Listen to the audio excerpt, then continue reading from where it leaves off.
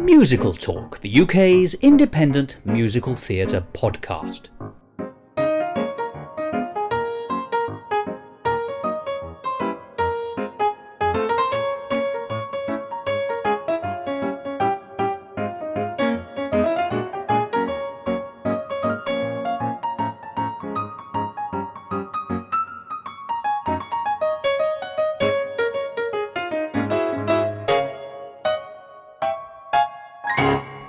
And welcome to another edition of Musical Talk. I'm Thos and I've been wondering if that wonderful song from Damn Yankees, You Gotta Have Heart, might have been Richard Adler and Jerry Ross, the composer and lyricist, telling Richard Rodgers that perhaps the Rodgers and Hammerstein Behemoth wasn't working quite as well as might have been expected. And in case you think that's impertinence from me, it has to be remembered that in 1955, the year that Damn Yankees came out and was immediately successful, was also a year in which the last two Rodgers and Hammerstein Broadway productions were Me and Juliet and Pipe Dream.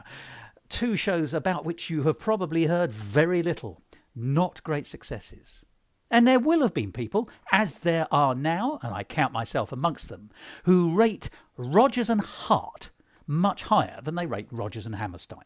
And I'm hoping that in the next 3 weeks I'm going to be able to help prove that position, or at least encourage you to consider it, because I consider Rodgers and Hart to be one of the great songwriting teams of the 20th century, and therefore it does nothing but fill me with delight to be able to say to you that one of their greatest shows, The Boys From Syracuse from 1938, is coming to London. It's going to be at the venue known as Upstairs at the Gatehouse in Highgate Village, near Highgate Underground Station, from the 5th to the 29th of September.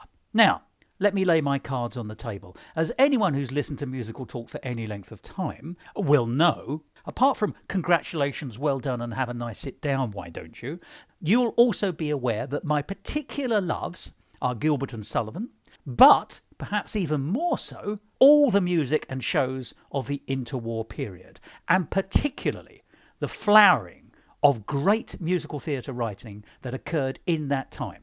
And the people I'm thinking of here are Vincent Youmans, Jerome Kern, the Gershwin brothers, Irving Berlin, Cole Porter and Rodgers and Hart. What an amazing time it must have been if you were a regular musical theatre goer. And The Boys From Syracuse is a really good example of a show from that period. And actually, when you think about it, we don't see enough shows from that period. If you're lucky, you'll get to see one of the Irving Berlin shows, which was actually originally a film, normally for Fred Astaire and Ginger Rogers, turned into a stage show. That's Top Hat. But that is an Irving Berlin jukebox musical. The same goes for the Gershwin brothers. We've just had Crazy for You in London, and wonderful though it was, it's a jukebox musical based on Girl Crazy, but still very much a changed show. You might be lucky with them and get to see Lady Be Good, which is often presented in its original form. And of course, if you're thinking of Cole Porter, you're likely to see Anything Goes. That's the great Cole Porter show from the 1930s, but once again, its performing version is a modern rework. And you'll have to go quite a long way to hear a revival of a Jerome Kern show from the 1930s, and even further for Vincent Youmans. But Rodgers and Hart have an amazing back catalogue, and The Boys From Syracuse is a particular plum. I can say this absolutely honestly, in my opinion, there is not a single bad song in The Boys From Syracuse, not a single dud. Every song has something impressive going on, and some songs are true bona fide classics. Falling in Love with Love, This Can't Be Love, and Sing for Your Supper are probably the three best known songs from it, but every single song has quality written all the way through it. I hope you can hear the excitement in my voice. I am so pleased to be able to see a production of The Boys From Syracuse by the wonderful Rodgers and Hart. Now, the history of the show is it was written in 1938, and one of its many claims to fame is it's the first time that a Shakespearean text had been turned into a Broadway musical. It's commonplace now, but at the time it was seen as quite daring. And the show ran on Broadway originally in 1938, opening on the 23rd of November, and it ran for 235 performances, which may not sound that much now, but was a pretty impressive run at the time. It was then revived off-Broadway incredibly successfully in 1963, And on the strength of that revival, it came to the Theatre Royal Drury Lane for its British premiere, also in 1963, just a little bit later. And that production featured Dennis Quilley and also the interesting combination of Bob Monkhouse and Ronnie Corbett. It then came back to Britain to the Regent's Park Open Air Theatre in 1991 in a highly acclaimed production, which was directed by Dame Judi Dench. And it was performed again in London at the Union Theatre about 10 years ago. But it's now coming back to Upstairs at the Gatehouse in Highgate Village in London, running, as I say, from the 5th to the 29th of September. And today, and then in the next 2 episodes after that, here on Musical Talk, you'll hear 2 in-depth conversations. This week with the director, that's Mark Giesser, and next week, and in the 3rd week, with the musical director, that's Benjamin Levy. And in those 2 conversations, you will be able to hear about what makes the Boys from Syracuse such a wonderful show, what makes the score from the Boys from Syracuse such a wonderful score, and there'll be a lot of in-depth analysis of individual songs. For me, there is no greater pleasure than being able to talk about Golden Age songs in detail with people who really know what they're talking about. So, you've heard enough from me. I think it's time to talk to director Mark Giesser about his vision for the Boys from Syracuse and what makes the music of Rodgers and Hart so wonderful and impressive. And I hope you enjoyed this conversation with Mark as much as I did when I recorded it. Musical Talk.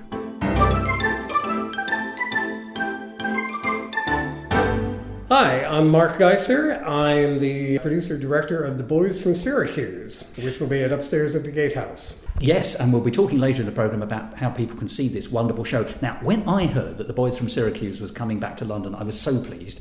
It's a great show by Rodgers and Hart, and I love Rodgers and Hart. I think they are one of the great writing pairs of the in-between-the-wars period, he said somewhat clumsily. But it's not a show that everyone is aware of. So before we even get into a conversation about it, do you mind just very briefly, as far as you're able to do so, give a quick idea of the plot, which of course is based on a number of historic precedents, Shakespeare and Plautus to begin with. I will do the best I can with this. Yes, you're absolutely right. The Boys from Syracuse is the musical comedy version, I should say, of Shakespeare's Comedy of Errors. And Shakespeare's Comedy of Errors was his take on Plautus's The Brothers Monachmus. That is to say, the original Confusion of Twins plot. Yes. And Plautus stole that from earlier Greek precedents. So it's a classic identity confusion comedy, and its roots go back way over 2,000 years in Western theater. And it's a very close relation to farce, as we understand it, isn't it? The team, Rodgers, Hart, and George Abbott, the wonderful book writer, they called it a musical farce. It is and it isn't. That is to say, if you look at Shakespeare's Comedy of Errors, it's one of his comedy/farces. And it's the plot, for those of you who will remember it, is the plot about the 2 sets of twins who are shipwrecked as children and are lost to each other, and one set of twins goes out to find the other set of twins, and they arrive in the ancient Greek city of Ephesus. They come from the ancient Greek city of Syracuse. Syracuse and Ephesus are deadly rivals. Any Syracusan who shows up in Ephesus is subject to the death penalty. And, of course, everybody immediately takes them for their twins, and neither set of twins knows that the other exists until the very end of the story, and it is one of those wonderful misidentification plots. Eric Siegel, who you may remember from the novel and movie Love Story, who of course was a brilliant classic scholar. Eric Siegel once was analyzing the background to the Brothers Monachmus, the original Plautus, and he said, of course, there were, in Greek New Comedy before Plautus, there were so many misidentification plots that one of them actually had a prologue in which the character Miss Ignorance shows up on stage to set the stage for the play. But it's lovely to have this sort of precedence, because now the Boys from Syracuse, as we know it, is over 80 years old. Yeah, but 1938. But from that gorgeous period of really great musical writing in the 1930s.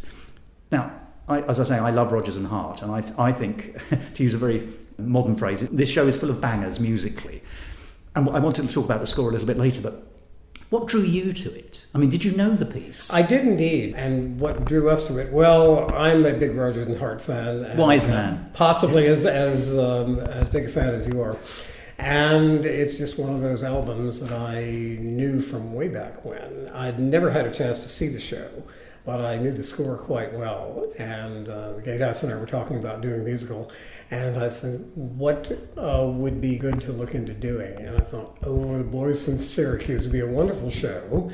And it met one of my criteria, which is it has not been seen in London for quite a while. The last production was 2013.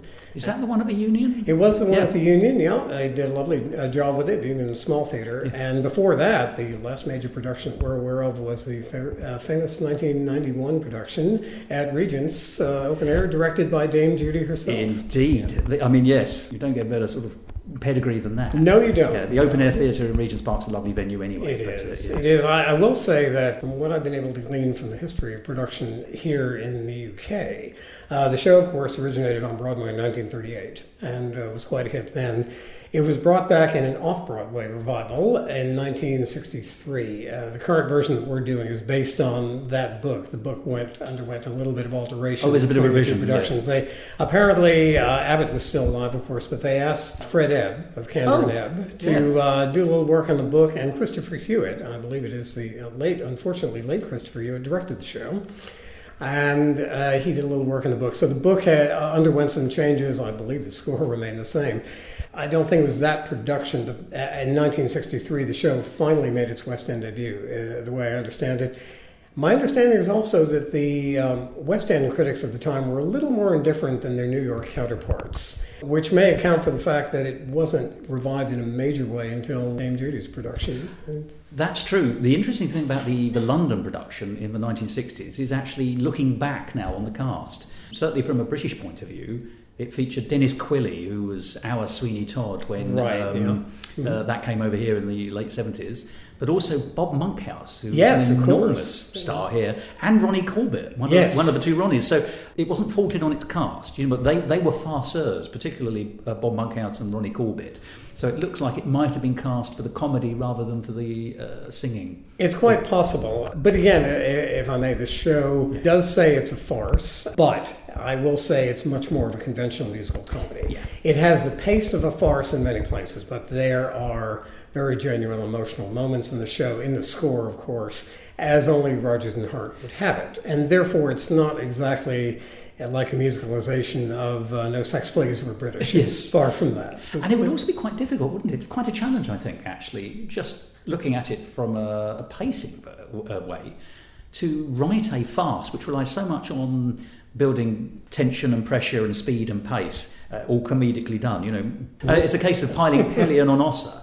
I'm showing off. No. But if you had to stop for a song, even a song that was moving the plot along, it would change the pace, it seems to me. It very much does, and it's I think one of the challenges with this piece. One of the anecdotes, as I understand it, about Richard Rodgers in particular, was that he was quite concerned about the fact that they were doing a musical comedy version of the Shakespeare play. Now, they claim, and it's most likely true, they claim to have been the first team to actually do that. Now, of course, if you look back on the history, particularly in the 19th century, you had Verdi writing, and Othello, of course, and other operas. Shakespeare has certainly been operaed. Shakespeare has been operaed, and of course everyone knows the Wedding March from Mendelssohn's Midsummer Night's Dream, even though Mendelssohn was not making it an opera. So it's not that Shakespeare had not been attempted musically before. But by the time Rodgers and Hart and Abbott were looking at it, nobody had apparently taken a Shakespearean play and done a classic Broadway musical out of it. And that was the big challenge for them. And they were very conscious of that. And as I said, Rodgers apparently in particular was quite worried that they wouldn't make a hash out of it. Yeah. I can't imagine that Rodgers and Hart and Abbott could make a hash out of anything, brilliant as they were. So yes, it is, I think, in picking on the comedy of errors, they gave themselves a difficult enough task because of that, pardon the word, duality between the pace of the farce and the varying pace of the traditional musical comedy. But make no mistake, if you're not familiar with the score of this one, there are some beautiful romantic songs in the show, and they do have to have their moments. They're not just all zip, zip, zip one to the other at all. Well, shall we get into the score? Because I feel Certainly, we should explore it. I mean, I do want to explore your take on directing a show, and it's just lovely to hear how much you know and your 360-degree vision and understanding of the context. But the score, a Rodgers and Hart show is, in some senses, about the music. They have more public recognition than George Abbott these days. They do, and not at the time. I would think Abbott was a master in his own right, and he was the classic triple threat. He was just a writer and a director, and I believe he was probably producing as well. So he's also known for his comedy work, and he's one of my heroes. He was directing at least until his 80s. So it's nice to have an ambition, isn't it? There is another story, and I will say this is perhaps a Broadway legend, that when he was about 100, or maybe for his birthday or 101, they actually brought him out on a stage.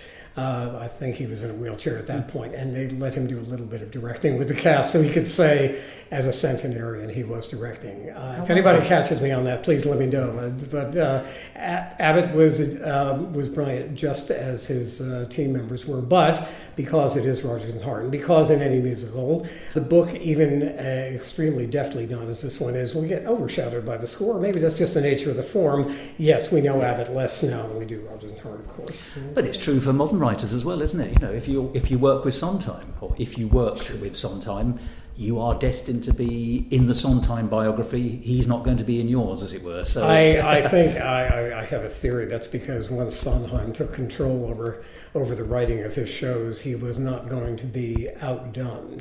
Now, he worked with some excellent book writers, obviously. Goodness, yeah. I think, from what I know about Sondheim, I'm no master of that. I think it may go back to when he was first asked to do West Side Story and was a little perplexed that he wasn't allowed to compose it as well. What do you mean I'm working with Leonard Bernstein? Uncle Oscar, you're 27, shut up and do the work. But another genius in his own right, and of course the minor little parallel connection with this show, although it was done many years after, is of course Sondheim and Gelbart and Schiedema went back to the original Plautus comedies, not the Brothers Monogamous, and produced the brilliant Funny Thing Happened on the Way to the Forum. So. Which is the show which actually is sort of its closest, if not a brother, ironically, it's a kind of stepbrother, isn't it? I think it is. It's certainly a cousin, definite cousin. Forum's 1962 or 63, if I remember correctly, so not that long after, of course. And close in some ways, different in other ways. It's just different score. A broad farcical plot. Certainly the stage version more so than the film is a very different piece. But the stage version has a kind of farcical element, but within the constraints of musical theatre, exactly as you've described. I think very astutely, actually. It has the flavours of a farce without quite being a farce, I suspect. Yes, both the shows. I think stylistically or in tone, the difference that I perceive between the two shows, I'm a great fan of both of them, is that Forum was not intended to have the serious moments that the Boys from Syracuse does, because even the romantic plot in Forum is much more of a farcical romantic plot. The romantic plot in Boys from Syracuse, the main romantic plot, there are two, which is between Luciana, the sister, and Antipholus of Syracuse. It really is a serious musical comedy romance. It's an instant musical comedy romance. He falls in love with her at first sight, of course. But taken that way, it is much more serious emotionally. It's sincere. It is sincere in a way that Harooh and Philia's relationship is meant to be a comedy relationship in Forum. And very well done that it is. It's almost like they're almost the secondary comic couple in their own show. Yes. And it's because the structure's so strange in Forum, though, isn't it? It's really all about the Pseudolus character, and everyone else is really a satellite to his son. Yeah, very much so. So they are different shows, but they are definitely cousins. Yeah. And the costumes are not dissimilar. Togas away. Well, it depends how you're doing it. Of course, we are doing it a little bit differently. Oh, are you? How wonderful. Which we can get back to at any point in July. So let's start with these sincere songs, and I think we probably have to start with Falling in Love with Love. Yes. Is the most wonderful song, it's the most delicate song. And I'd like to hear your view of it, because it's such an important song in Act 1. It's so sincere, it sort of makes it absolutely plain that this is a comedy, but with heart, both spellings. No pun intended. Yes, of course. But also, it's infused, I think, with the Lawrence Hart ever so slight flavours of bittersweet. But coloured his own life, his own very sad life. Yeah. And that makes his songs, particularly his sincere romantic songs, so delicious, I think. How do you approach a song that's sort of so precious as that? That's a very tough question. I'm going to confess that we haven't quite got there in rehearsal yet. Yes, I should say that we're not talking about the finished show yet. We're no, it's in an the ongoing process creation, at this point. I excuse me. I will agree with exactly what you were saying there. That, and I will say that for my money, nobody wrote a better bittersweet reverse love ballad, if I can put it that way, than Lawrence Hart.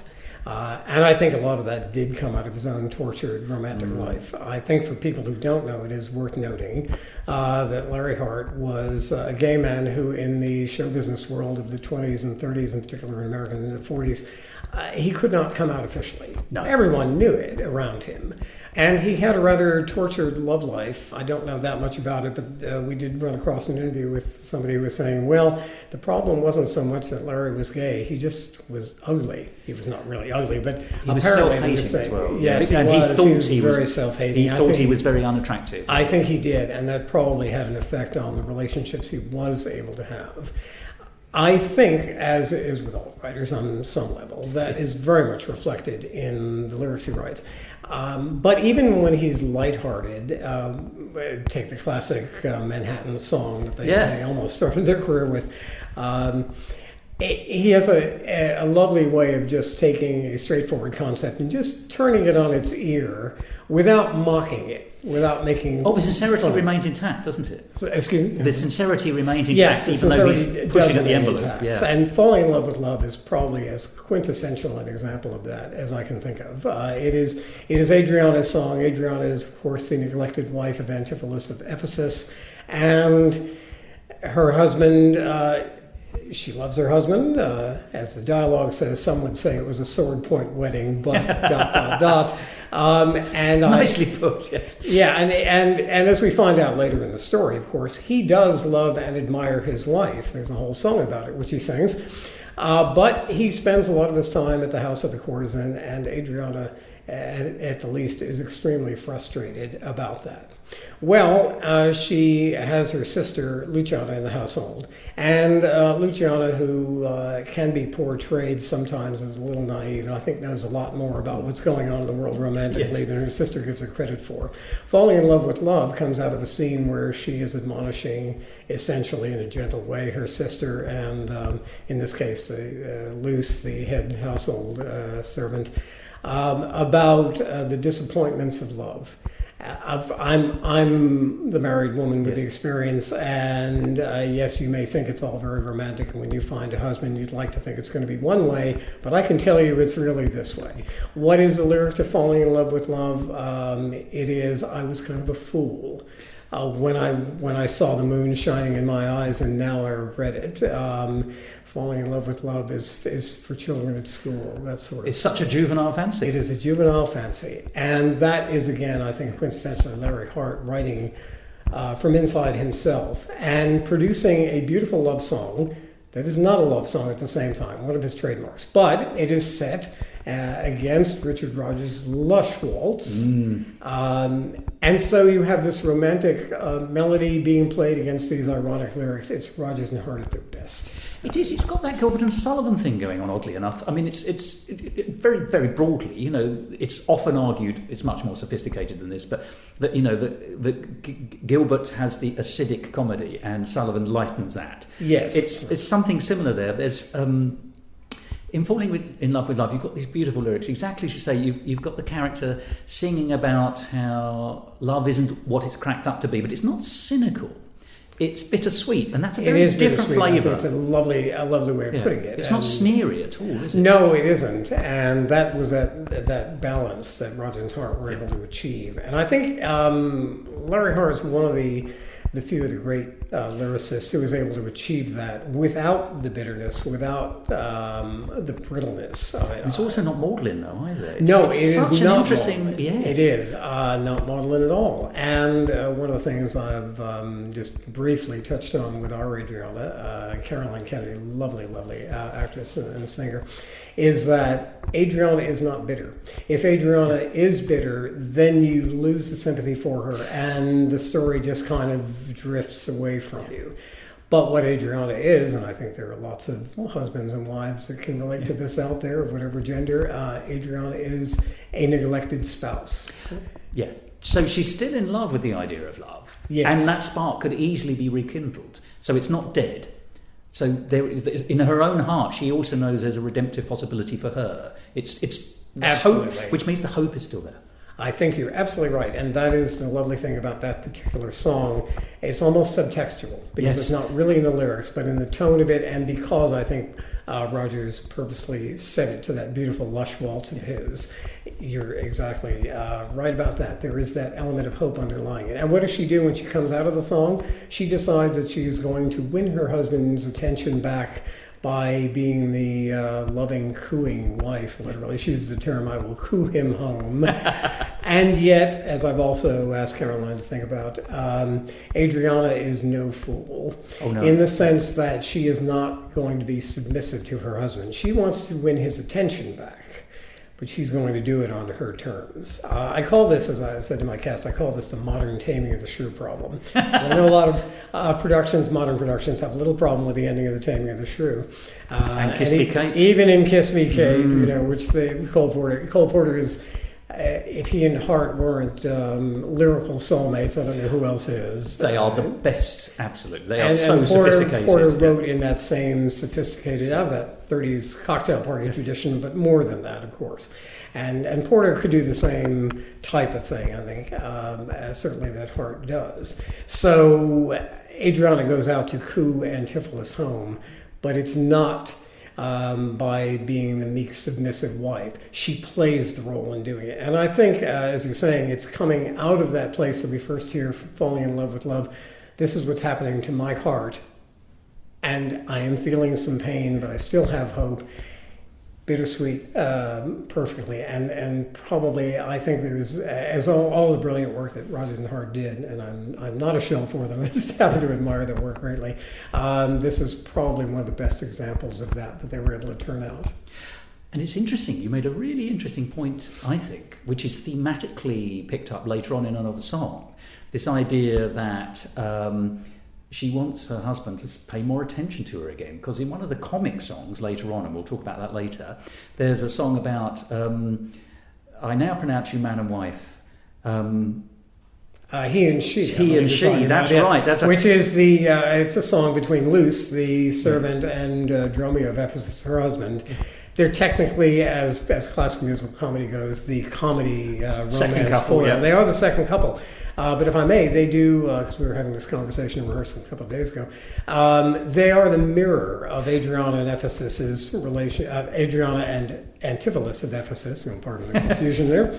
I think it's permissible under the circumstances. Yes. Even we need a scorecard at times to keep them straight. They're supposedly, I think, not supposedly, but were meant as the comedy mirror.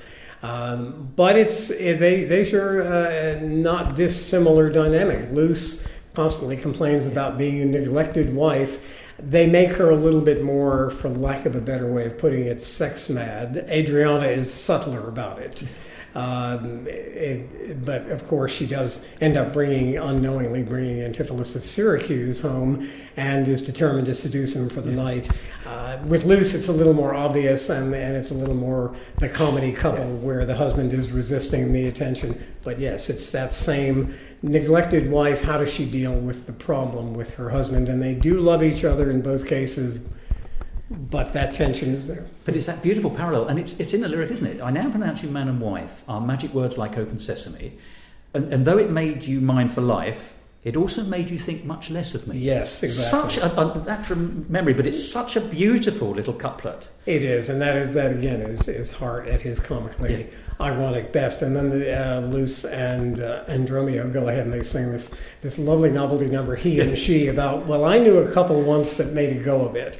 And of course, they go through this long trajectory of this couple who are at odds in marriage and children and whatnot. And the last lyric is, of course, and I may be paraphrasing a little bit, and when they died, they went to heaven and all the angels went to hell. That's right, because they were so pure, weren't they? Yes, exactly. There's the couple you couldn't stand to be around. It's once again, that's the funny side, but also with that bittersweet element in. And that lovely parallel between that song and the one we were talking about, Falling in Love with Love. It's all there. I should also say, just for flavours, as it's lovely talking to you, Mark, if I may say. You've just you just know what you're talking about. It's so wonderful.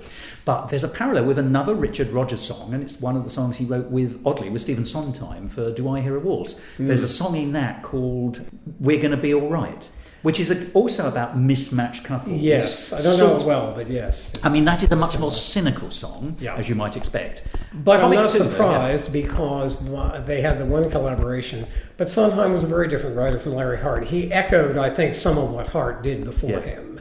And I say this with great respect for Sondheim, very brilliant man. But he was, in contrast to Larry Hart, it's just personal opinion, he was more brittle emotionally.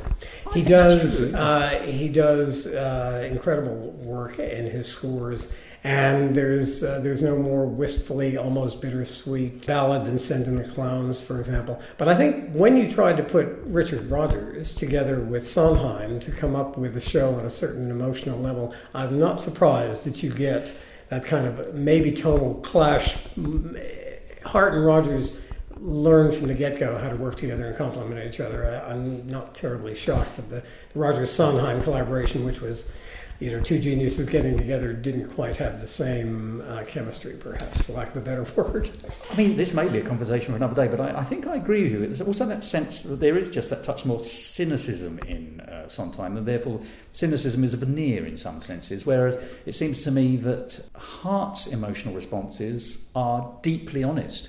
They're terribly sad or bittersweet, but they're honest. It's like he's not afraid to show you his actual emotional inner self, which I don't think you can quite say about Sondheim. Sondheim is maybe, you can certainly say he's a person who gets into the writing of the characters as far as he is able to do so emotionally. But I think the sincerity I hear in a Hart lyric is, for me, a more sincere, more truthful. It certainly chimes in with my experiences of the world more than the Sondheim lyric. I absolutely agree, and that is, again, not taking anything away from Sondheim. None at all. But I think Hart was able to do it without the bitterness, even with all of the internal emotional tortures, quote unquote, that he was going through. Somehow he managed to, like his, as I say, cousin lyricist or almost brother lyricist Cole Porter, he managed to do it with style. Yes. In a different way. There's always a bit of an elegance and a chuckle, and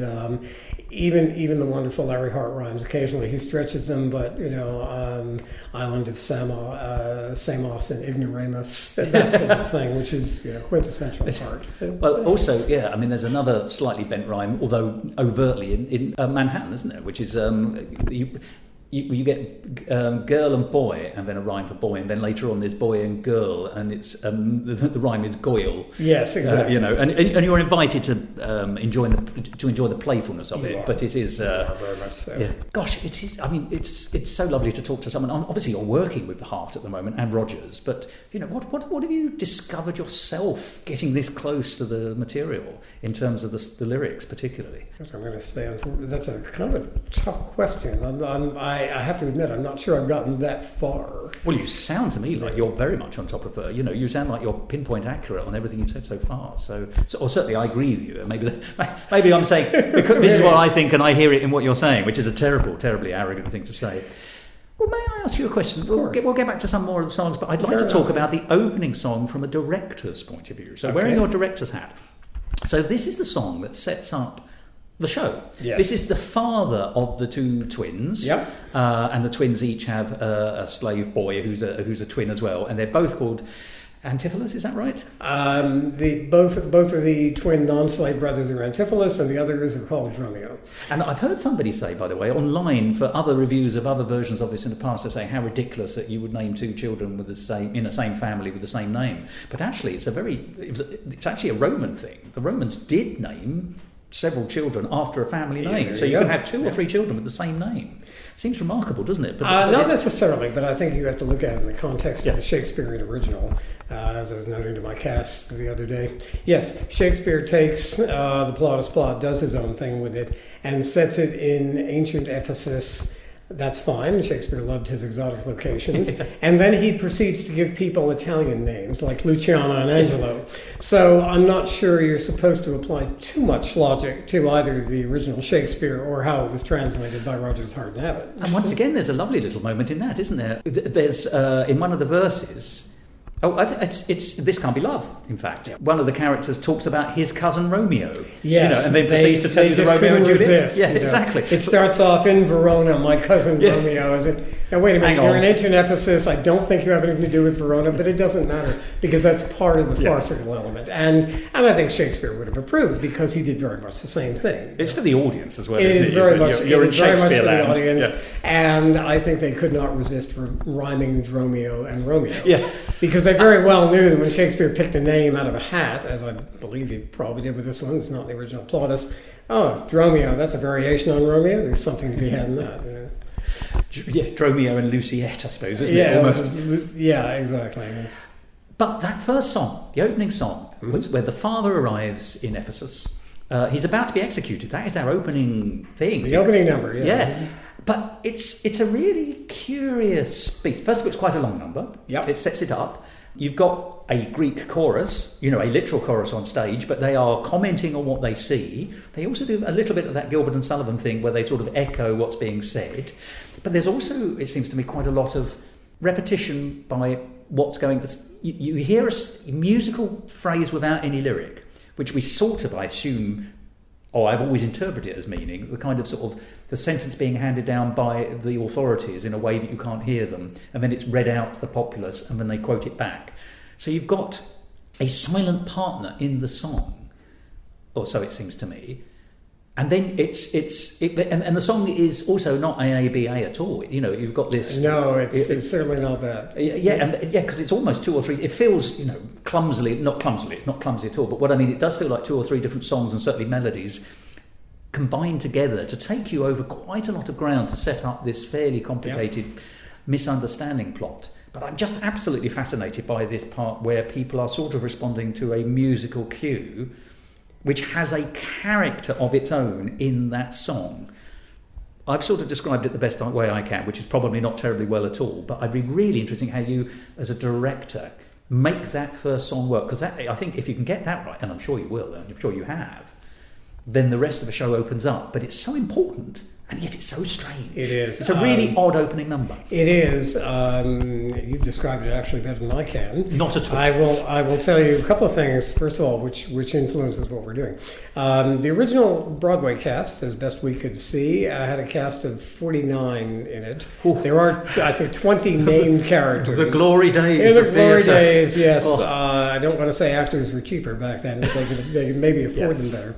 Now, upstairs is the Gatehouse, lovely venue, but it is I should say, medium-sized black box. You would not get 49 on the stage, I think. No. You can certainly not get them back in the dressing room. Now, not to deviate too much, but it does inform how we're staging this. I looked at the Boys from Syracuse and I said, this is a large cast classic musical. Yeah. How can we do this, and what's the number of people we can do it with? To this, I will give a nod to the great John Plews, he and his wife Katie, of course, who just recently retired from running the Gatehouse. It was their baby, and they're still around, of course. And I know Raki Plews. Raki, keep that dynasty going. Absolutely brilliant director, and her sister Jessica, of course. Hair, wig, makeup stylist to the stars, of course, on the West End. As the Beatles might say, please please me. Yeah, it's just something like that.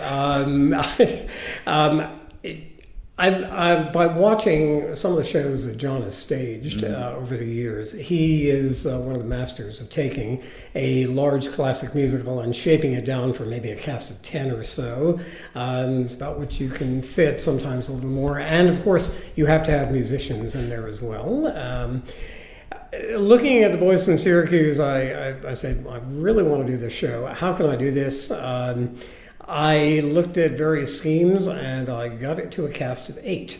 Oh, well done. Now, getting it to a cast of 8, which may seem totally ludicrous, and hopefully it isn't, everyone multi-roles in this show. And we have covered all of the named characters, but of course we don't have a large chorus. So we have an ensemble of 8 doing what I call kind of a Pippin thing from time to time. Yes. And I will not tell you how we worked out the ending because that's left as a bit of a surprise. And we want to come and see it. And so, I hope you do. The key to this scheme for me was looking at it and saying, well, traditionally the show is done with 2 sets of twins. If I work a few corners, I can do it with 1 set of twins playing both sets of twins. And so we indeed have only 2 actors playing both Antipholuses and both Dromios. Gosh, that alone sounds fascinating. I hope so for them. Yeah. I've given the actors double work, a wonderful team, John Fall and Brendan Matthew, who are working their way through playing Antipholus and Dromio of Ephesus and Antipholus and Dromio of Syracuse. And there's a mechanism we had to work out for that, which is perhaps in line with the farce. So getting back to how you deal with that in terms of the opening of the show and establishing it in the song, I Had Twins, of course, when you only have 8 people to do it with.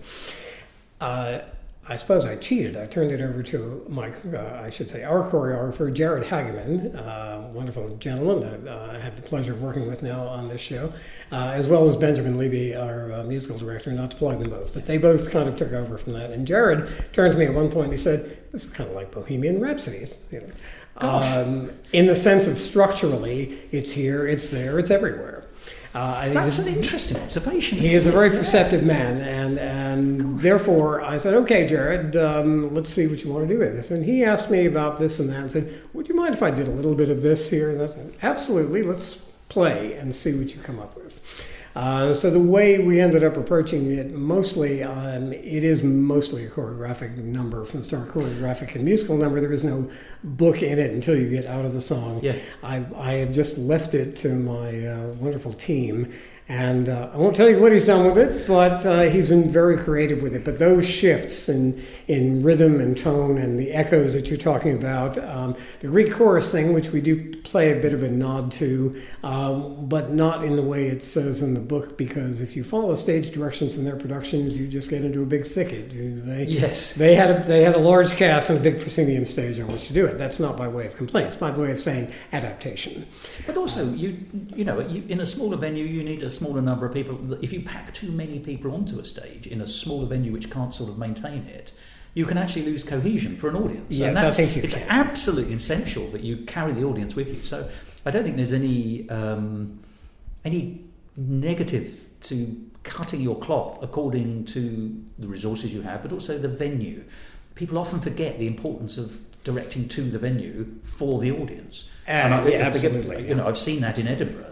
I've just come back from the Fringe as we speak. Sure. And some shows which I have seen previously in one venue working brilliantly, in a slightly different venue, flop-a-roo. So, It's the challenge with taking this kind of musical in particular, which they're all written for big Broadway or West End theaters, which have lots of space, lots of cast, fly systems, and these days electronically controlled scenery and anything else you can think of. So, and what they don't tell you is that a lot of the productions you will see of these shows in revival don't have those luxuries. Of course. And so you just look at the environment, it's a lovely environment, and you say, okay, what can we substitute? And that involves a certain type of creativity on its own. Going back to, again, Jared, our choreographer, who just, he does lots of large-scale work. He just finished doing the special for the National Lottery, welcoming Team GB home. He's done lots of work for National Lottery, Night of Big Musicals, that kind of thing. He's worked with Strictly, and he's worked with Masked Singer. And so when I was talking to Jared, I said, okay, I'm going to give you a cast of 8, and not all of them may be dancers. He said, no, that's fine, because it's a different type of creativity. And he said, sometimes you get to be more creative when you're dealing with a small ensemble and you're not worried about drilling a chorus line of dancers in a precision kick line, and you can have often more fun with it. I'm not trying to quote Jared, but he seems to be approaching it that way. He seems to be having a lot of fun as well. Creative ingenuity, actually. Absolutely. Yeah. Absolutely. And so what he has done, as we've roughed it in with I Had Twins in the opening of the show, he's just used his ingenuity and picking elements here and there, and he's come up with I think it's a lovely way of presenting it. I will leave it at that, and that of course goes along with Ben, music director, who has taken it and rearranged, by necessity of course, for a cast of 8 and a band of 5. Which will balance very nicely, yes. But Ben's had to do his homework too with that. So in conjunction with the two of them, yes, we tried to honor the spirit of what the original production wanted to do, and what the 1963 production book we're working with is the 1963 New York book, what they wanted to do with it. But they had a different set of conditions to work under, and we have to do our thing. They did their thing. You kind of look at the stage direction and say, well, if that works, fine. If it doesn't, you find your own. You have to, yes. And, it would be terrible also if shows were directed in the way that they were directed in 1963 or 1938. Exactly. Or, you do need to breathe new life into things to make them contemporary. Absolutely.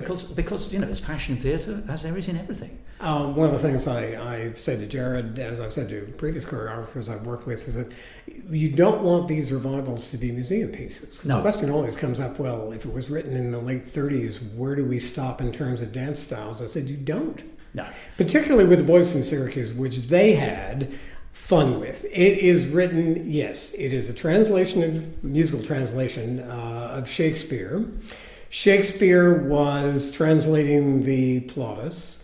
In 1938, Abbott in particular wrote lots of the book for a New York idiom. New York and audiences would have understood it immediately. One of the Dromios has a very Brooklyn cadence to him.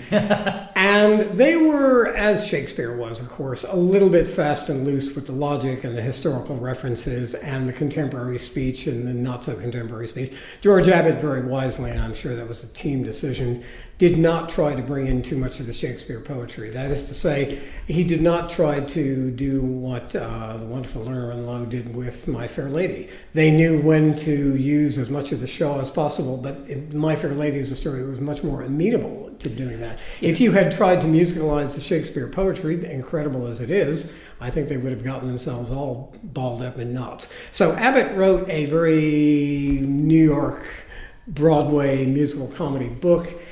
Larry Hart's lyrics are similar. Rodgers' music is just Rodgers' music. It is, yes. But it is, of course, written for the time. There's no hip hop in it. Just pick something out of the air, because there wouldn't have been. For our purposes, looking at it may not be in the Heights, but it certainly hits them. Exactly. They very, very much so. Looking at a show like this 80 some odd years later, the threshold question for any team is, you want to honor the original as much as you can. What elements can you bring in to where it is not a museum piece for an audience, a contemporary audience watching it? Whether that contemporary audience is very much into this genre, or whether they don't know much about the genre as it was written. Just a walk up for musical comedy without any background knowledge, and it must be open for that, mustn't it? You have to be, and not to make an excuse for it, but I like to think of it and say, well, they wrote it for their contemporary audience. And our job is to take that, honor what they were doing, and somewhat stage it for our contemporary audience as much as we can figure out what that does.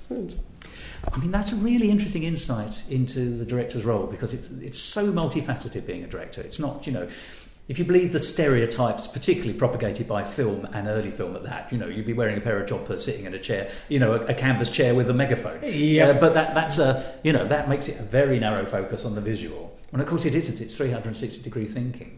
You're almost your own dramaturg in a way, aren't you? I think you have to be. I was trained and did practice briefly law in another life. But people had often called lawyers some of the last great generalists in educational terms, because you have to have a broad overview unless you're in a very narrow specialty. And I like to think that directors are very similar. Everybody has their specialty, and you have to manage the different departments. You have to have the general overview, and you leave the technical work to the people who are very good at the technical work. And that is not to take anything away, say, from my two principal managerial colleagues in staging this, Ben, our music director, and Jared, our choreographer. But their responsibilities are a little bit different. And I like to think my job, as much as anything, is to just keep an oversight on all the departments, because I have to worry about how does the choreography and music fit this moment, how do the costumes fit in, does our set design work, etc., etc., etc. It's not my job to meddle in what Ben does when he's arranging or phrasing a song. It is not my job to meddle in what Jared is doing, except to maybe say, Jared, could we maybe add that? Or he'll look at me and say, what do you think of this? And I'll say, that's great, it works. Or how about if we added this? But my job is not to try and micromanage. I hope I don't. No. You can ask them, perhaps at a different point. You have to let the departments do what they do, but then your job is to balance it. Because I have seen productions, and not taking away from the efforts of the people making them, where one element is so heavily emphasized that the other elements fall apart. And in musicals in particular, books, no matter how deftly written, are usually the third child. It is about the music. It is about the score. It's not opera, where it's all about the music, and people spend many measures singing "Good morning, how are you today?" I like to think in that regard, and with all respect to classic opera, that musical comedy is in a way a more sophisticated form, because it has to balance at its best music, choreo, book. This is a particularly strong book. With a particularly strong score and a particularly strong pedigree coming out of the Shakespeare, the balance is it's sometimes a little bit of a black art to hopefully get them all right to where everybody's happy, and we have what we hope is going to be a very entertaining, coherent whole for everyone. And coherent, once again, we keep coming back to this word, but that's so important, isn't it? There are so many disparate moving parts, and so you're not only the director setting a vision, but you're also allowing people their own professional space, but also making those connections and making sure that everyone's travelling towards the same destination, and as far as possible in parallel, not going off piste. I will paraphrase. I can't quote it. The absolutely brilliant, of course, Dame Judy.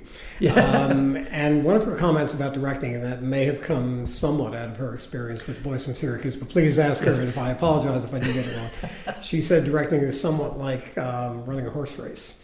And you've got to get all the horses to the finish line at the same time. But some of them want to run slow, some of them want to run fast, and some of them want to run backwards. Well, it's a good line. That has nothing to do with my particular cast, but I very much appreciate where she's coming from, because in some respects it is that fine art of balancing where things are developing and how you bring them all to the same place by the end of the process. Now, Mark, you are in your own right a playwright. Yes. As well. Now, has that given you any insight into your directorial approach to the book? Because we were just talking about being a dramaturg of the piece in front of you. Do you think that's given you extra skills and extra insight? And has the book presented you with anything, not from the resource side, because we've touched on that, but actually in the way it's written, that you felt the need to tweak, twiddle, work around, work with, emphasise, diminish? And to answer the first part of your question, starting out as a playwright, and then, as I said, I learned to direct, if I ever did learn to direct in my own defense. I've seen other work by you. I know you can. That's quite all right. Terribly well as well. I just decided after a certain point that it just seemed like a natural segue. Garson Kanin, the great playwright director, also of this period and beyond, once said something to the effect of, if a playwright can direct, he or she, I will say these days, should. Yes. And there's a lot of for lack of a better word, prejudice against that. When I first started out in New York, and I was actually staging some of my first own work, and The first time I was ever reviewed by the New York Times, and I don't know if I was lucky or if there was maybe a little bit of skill involved. New York Times liked what I did. Total unknown, putting something up in a small off-Broadway theater. But there was definitely the implication that I should not have been wearing at least two hats. Really? Directing and writing. And at one point, I know I've run into a critic that had seen a couple of things of mine. They were kind of mediocre about me, and said something to the effect of, he habitually directs his own work, with a nice slightly snotty comment, really. I would like to think so. I think if you have some appreciation of dramatic structure, however you've acquired it. And I started out, as many people do, in uni as an actor, and then segued from there. I haven't acted in years and probably couldn't anymore. But if you have had the experience of being on stage, and then you've had to wrestle with dramatic structure and analyze plays and look at them and say, gee, why does that work, or why does not that work, or that does not work? I think that does give you a certain grounding, I'd like to think, as a director, because you have to have that general overall bird's eye view. So if you have hopefully some sense of where actors are coming from and maybe how to move people on stage, and then you have some sense of dramatic structure, I think the two are a fairly natural marriage. Not everybody can do it. There are some playwrights who just... they don't want to get involved in that part of the process. I love it. I love working in collaboration with other people. It's one of the reasons I really like writing for the theater more than anything else. But then I get greedy because I say, well, I don't want to be cut out of that staging process. So the one did segue for me into the other. I don't know if it does for other people. But it's interesting that it has given you that insight. All the way through this conversation, I've had that sort of sense of 360 degrees. You bring lots of different skills. And you're right to talk about collaboration, because also that's a virtuous circle when it works well and everyone feeds off each other. Theater is, and I think sometimes people tend to lose sight of that. Theater is a number one collaborative team effort. And there are stars, and there are this and there are that. But ultimately, you have to be able to take what you're doing and meld it with what your colleague is doing, and you have to make I'll go back to that word, coherent whole out of it, and hopefully nobody is having a grand punch-up at the end of the process. We can achieve that. I am not a director who believes in quote-unquote blood on the floor. I know there are a lot of them out there who do, and I see no excuse for that, to be honest about it. I should only be in Titus Andronicus and leave it at that. Yeah, exactly. It's... Still waiting for the musical of that, by the way. I don't think so. I'd be waiting for the Abridged Shakespeare Company to come back with that one. But just to then follow up that final question, as it were, or that position, those skills that you've got, that sort of 360-degree view that you've got from your wealth of experience in other parts of your life, was the book a dream for you when you came across it, or did you think, or were there moments you just thought, this is a really, George Abbott is brilliant here, or were there things that you thought, a tweak will help? George Abbott is brilliant, and with a cast of 8. There were things I inevitably had to tweak a little bit just to accommodate them, to make it work as we had to do it. But Abbott was a master of his craft, and I tried to do as little damage to it as possible. And to honor that. Similar experience I had a number of years ago when we revived the Kaufman and Gershwin musical "Strike Up the Band." Indeed, I saw that. Almost, I want to say it's the Lost Gershwin, which is a funny and very difficult show to do. George S. Kaufman originally wrote it, I believe, as a play, and took it to the Gershwin brothers and said, "You want to make a musical out of this?" When you looked at the Kaufman book, it was the same kind of thing. It was not a matter of reverence so much as saying, but I know George S. Kaufman knew his business and then some, and I kind of bow before the master. So we tried to do, again, relatively little, I should say, violence to that. But there are things that just have to be cut or trimmed. And in both cases, the book to Strike Up the Band was about 10 years before Boys From Syracuse. And George Abbott and George S. Kaufman were similar type of comedy writers. There are things they were writing for their audiences, as I've mentioned in my cast. There are sometimes you come across a little sequence or certain jokes which looks like they were kind of coming out of The vaudeville theaters are straight out of Minsky's. They knew their audiences. They knew that the rim shots would go over very well. Now, 80 some odd years later, then it's not that they're not somewhat universal. Some of them you have to skate lightly over because Strike Up the Band was a little bit more of that. There were some sequences in Strike Up the Band that you knew were coming out of what the Marx Brothers were doing. But if you didn't know what the Marx Brothers were doing, they would be semi-comprehensible at best. And so the Abbott book, I've tried to do as little doctoring as possible, except for what we have to do to allow our multi-rolling to work without my getting into totally impossible corners. But Abbott certainly knew his business, so I tried. And it's less satirical, isn't it, than Strike Up the Band? Which it is less satirical. Strike Up the Band talking to its era, where this is almost talking to any era. So it is very much so. It is the Comedy of Errors was what it was designed to please audiences at the original Globe Theater. It still probably pleases audiences at the Globe Theater, and I should say that because contemporaneously with this conversation, they are staging the Comedy of Errors. You can do the double if you want, can't you? You can see the Shakespeare and then come and see the musical and enjoy both. And I would encourage people to do that because the musical, it's different. It is very similar, and it's wonderful, I think, to see how a crack company stages the original Shakespeare and then how the Boys from Syracuse works its magic at the same time. They're oddly like separated identical twins. Yes, exactly. So I've got one final question for you, if I may say, Mark, because I've really enjoyed this conversation and could continue it Likewise. further. But, and this might sound like a slightly reductive question. It's actually got two sides to it. But what's your favourite song from the score? And then when the show is finally over, what's the thing you'll remember about it or take home? What's your take home from your experiences on the Boys from Syracuse? I'm going to have to let you know that after we've done the show. I will say that, and this is not hype, I have been very fortunate by hook or crook to be able to pick a really lovely ensemble and creative team. So I'm just having fun with it, as they seem to be. It's just a beautiful, fun, delightful show that I wish people would get more of a chance to see. I hope you do get a chance to see it while we're doing it. Not for benefit of our box office, but just because it's a show that on this side of the pond doesn't come around very often and should be seen more. Rodgers and Hart, I'll say this, if I may, on that question. Rodgers and Hart, I think, have been, as a team, overshadowed, ironically, by the later success of Rodgers and Hammerstein. I 100% agree with you there. Yeah. And both teams, with Rodgers, of course, being at the center, do very different things.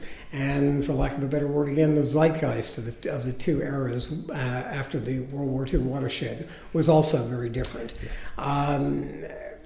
So I think as a result of that, if Rodgers and Hammerstein gets so much more staging that sometimes it's the Rodgers and Hart brilliance, if I may, that gets a little bit neglected. So whether it's this show or another production or Pal Joey, anything you can see that Rodgers and Hart that gets revived, please go get a ticket and see it, because if you don't know them as well as you know Oklahoma or Carousel, you should. I think they're a sparkling wine compared to Rodgers and Hammerstein, though. I just, they do different things. Yes, you can't criticise Rodgers and Hammerstein, but for my money, I prefer the flavours and feel of a Rodgers and Hart. I prefer the pep. I prefer the bounce. I prefer the sophistication, and actually, I prefer the tempos. Tempi, I know precisely, but the tempos which Richard Rodgers uses, there's more variety there. I think there is. And as to finally answering my favorite song in the show, it's the hard question, isn't it? It is a very hard question because there are three standouts that became musical comedy standards and general recording standards in the show. That is Falling in Love with Love, of course. This Can't Be Love, which is the jazzier, more upbeat, romantic version of that, and the incredible Sing for Your Supper. Yes, of course. Yes. Which, as I understand it, that was a last-minute addition to the show. Apparently, they came to a moment and they said, we really need something else here. It was one of those classic Broadway things, and they went back to their hotel and they wrote this. It does have a bit of a plot function, maybe not as much as some of the other songs, but it is written for that Andrews Sisters close harmony, and it is just a joy to listen to. We have three brilliant singers doing it. you may want to come see the show just to hear them. Sing for Your Supper is certainly one of them. I would have to say, of those standards and of the rest of the beautiful score, it's got to go back to Falling in Love with Love. Yeah, you just cannot help but be carried away listening to that song and listening to what Rodgers and Hart do with it. It's a fusion which is so much more than the lyrics are brilliant, the melody is brilliant, but you put them together and it just sort of expands into... I agree with you, by the way. I would just like to say it's almost like they knew they were writing something splendid, because the beginning of the introductory verse, before you even get into the main sort of chorus, it's the way it's often orchestrated is it's almost like stars falling. It's like sun. It's like moonbeams landing on the stage and you, the audience. It's an incredible sensation. Listening to that song, which it's beyond. Somehow, there's an alchemy there, isn't there? I think there very much is. And again, coming back to what we were saying earlier, I think if there's any one song in the Rodgers and Hart canon of all of the brilliant material they did that I think crystallizes their style and the way they approached songwriting for the theater, it's maybe as much Falling in Love with Love as anything that they've done. Well, Mark, I hope you won't mind me saying I've fallen in love with everything you've said, because you've been such a wonderful person to talk to. I can't tell you how much I've enjoyed this conversation.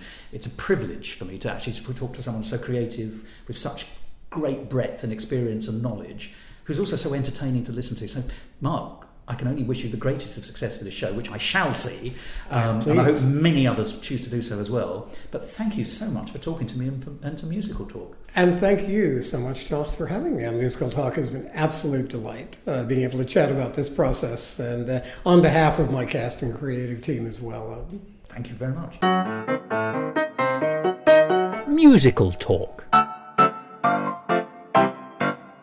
Well, there we are. That was Mark Giesser, the director of The Boys From Syracuse, which is coming to London between the 5th and the 29th of September 2024 at Upstairs at the Gatehouse Theatre.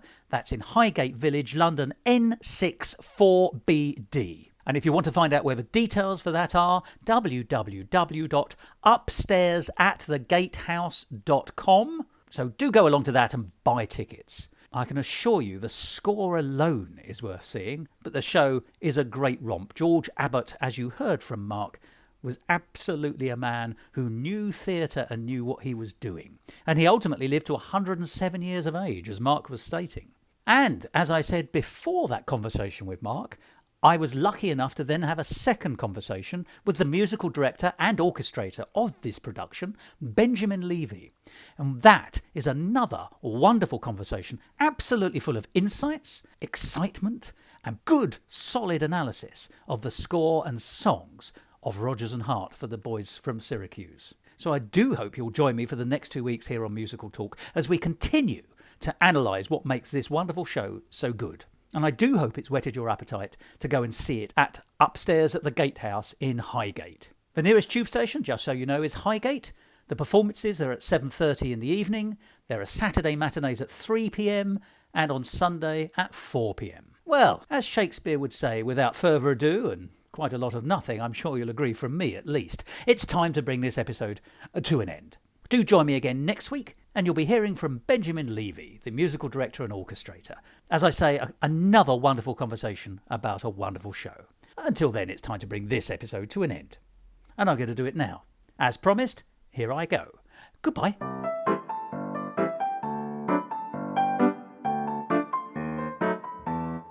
This episode of Musical Talk, edited and presented by Thos Ribbits. Copyright Musical Talk 2024. And I would particularly like to thank both Mark Giesser and Emma Wall for helping to make this conversation happen.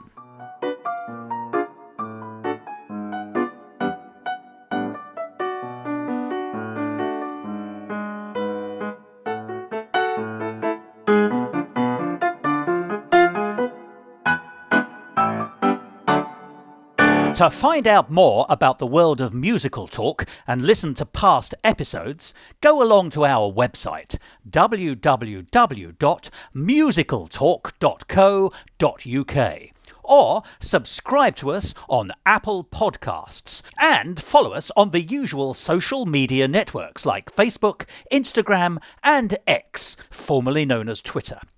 And if you want to follow me on the latter, you can, at Musical Talk Thos. My particular favourites are basically anything between the two wars. So for me, Rodgers and Hart, Cole Porter, the Gershwins, Irving Berlin and Jerome Kern are my particular favourites. But if people can tempt me in with a Vincent Youmans if they want to. So this is bread and butter to me. I absolutely adore it. So yeah, I can understand that too.